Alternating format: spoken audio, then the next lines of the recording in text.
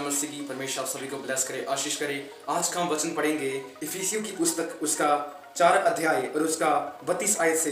एक दूसरे पर कृपालु और करुणामय हो, और जैसे परमेश्वर ने मसीह में तुम्हारे अपराध क्षमा किए, वैसे ही तुम भी एक दूसरे के अपराध क्षमा करो। हालेलुया। परमेश्वर का एक दूसरे पर कृपा करो। हालेलुया। और करुणामय हो, एक दूसरे पर करुणा करने वाले हो। हालेलुया।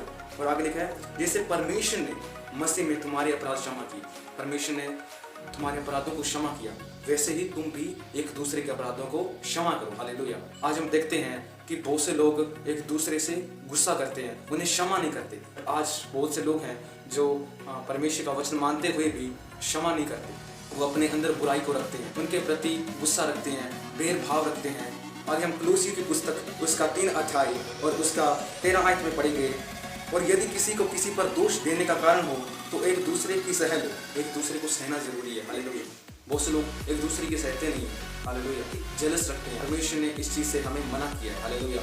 हमें एक दूसरे के अपराधों को क्षमा करना जरूरी है। हालेलुया। आगे लिखा है, और एक दूसरे के अपराध क्षमा करो, जैसे प्रभु ने तुम्हारे अपराध क्षमा किए, वैसे ही तुम भी क्षमा करो। हालेलुया। परमेश्वर के वचन में लिखा है कि एक दूसरे के अपराधों को क्षमा करो। जिस प्रकार प्रभु यीशु ने हमारे अपराधों को क्षमा किया, हमें भी उनके अपराधों को क्षमा करना है। हालेलुया। तो यीशु मसीह खुद अपराधों को क्षमा करते हैं, तो हमें भी दूसरे के अपराधों को क्षमा करना जरूरी है। मत्ती की पुस्तक 6 अध्याय और उसका 14 आयत से हम पढ़ेंगे। इसलिए यदि तुम मनुष्य के अपराध क्षमा करोगे तो तुम्हारा स्वर्गीय पिता भी तुम्हें क्षमा करेगा। अगर हम दूसरे के अपराधों को क्षमा करेंगे, उनकी गलतियों को क्षमा करेंगे, तो परमेश्वर भी हमें क्षमा करेंगे। हालेलुया। तो तुम्हारा स्वर्गीय पिता भी तुम्हें क्षमा करेगा। तुम्हारा स्वर्गीय पिता तुम्हें क्षमा करेगा। हालेलुया। और यदि तुम मनुष्य के अपराध क्षमा न करोगे तो तुम्हारा स्वर्गीय पिता भी तुम्हारे अपराधों को क्षमा न करेगा।